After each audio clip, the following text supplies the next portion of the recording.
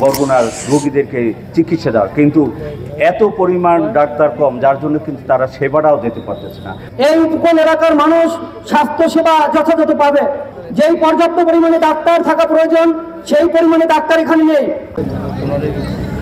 আজকের এই মানববন্ধন সাংবাদিক ইউনিয়নের উদ্যোগে আমরা আজকে মানববন্ধনে 500 শয্যার হসপিটালে উন্নীত করতে হবে। আজকে এই আয়োজনে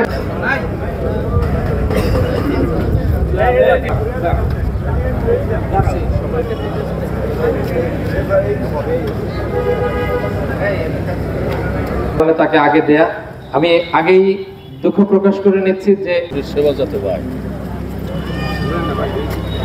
সুচিকিৎসা পাচ্ছে ডাক্তার তুলনার অনেক কম, এবং নার্স যদিও ডাক্তারদের অনেক স্বইচ্ছা আছে তাদেরকে এই বরগুনার রোগীদেরকে চিকিৎসা দেওয়ার, কিন্তু এত পরিমাণ ডাক্তার কম, যার জন্য কিন্তু তারা সেবাটাও দিতে পারতেছে না। করোনায় কিন্তু আমরা দেখেছি না, তারা প্রচুর চেষ্টা করছে আমাদের 250 শয্যা থেকে 500 শয্যায় উন্নত করা।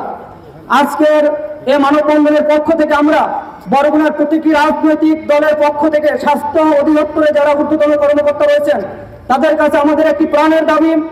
এই বাংলাদেশের দীর্ঘদিন ধরে বরগুনা জেলায় একটি দাবি ছিল যে এখানে একটি মেডিকেল কলেজ ইউনিভার্সিটি এখানে প্রতিষ্ঠা হবে, যার মাধ্যমে এই উপকূল এলাকার মানুষ স্বাস্থ্য সেবা যথাযথ পাবে, কিন্তু আমরা বঞ্চিত হয়েছি।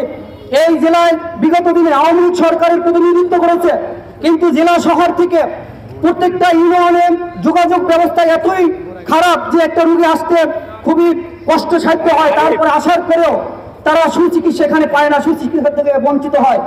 সব মশার বিরুদ্ধে সুরক্ষা দিতে এলো বসুন্ধরা এক্সট্রিম অ্যারোসল, মশার বিরুদ্ধে এক্সট্রিম সুরক্ষা। যেই পর্যাপ্ত পরিমাণে ডাক্তার থাকা প্রয়োজন সেই পরিমাণে ডাক্তার এখানে নেই। ফেসিসের সময় তারা জানেন 18 বছর ক্ষমতায় ছিল, সেখানে চোরের আক্রাখানা হয়েছে। এই হাসপাতালের জন্য আপনার মাটির মানুষের জন্য কিছু করে নাই, কিন্তু আমরা যদি জীবিত থাকি এই নজরুল ভাইয়ের নেতৃত্বে এবং সাংবাদিকদের নেতৃত্বে ইনশাআল্লাহ এই হাসপাতালকে রূপান্তরিত করব, এবং হাসপাতালে যা যা কিছু করার জন্য আমি মনিরুজ্জামান মনির এবং সাংবাদিক বৃন্দকে নিয়ে এ বিষয়ে অন্তর্ভুক্ত করার জন্য জোর দাবি জানাবো।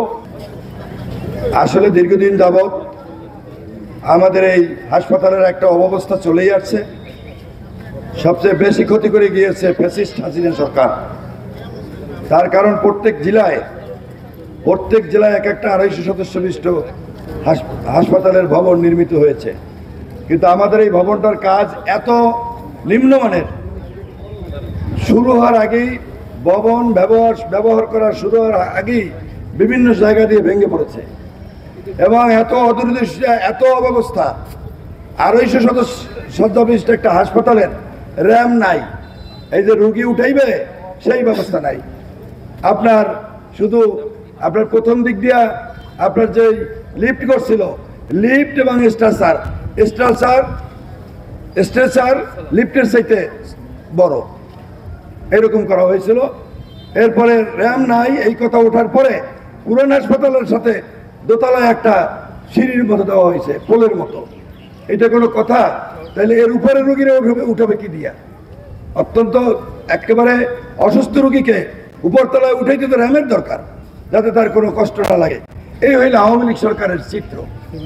এরপরে আপনার এই যে আমাদের ডাক্তারদের অবস্থা, ডাক্তার তো আমাদের ডাক্তার, নার্স, কর্মকর্তা, কর্মচারী বৃন্দ যে পোস্ট আছে এই 250 শয্যা বিশিষ্ট হাসপাতালের, তার 4 ভাগের 1 ভাগ নাই। এইবারে ডেঙ্গু মহামারীর সময় জেলা প্রশাসক মহোদয় সহ স্বাস্থ্য বিভাগের যারা উপস্থিত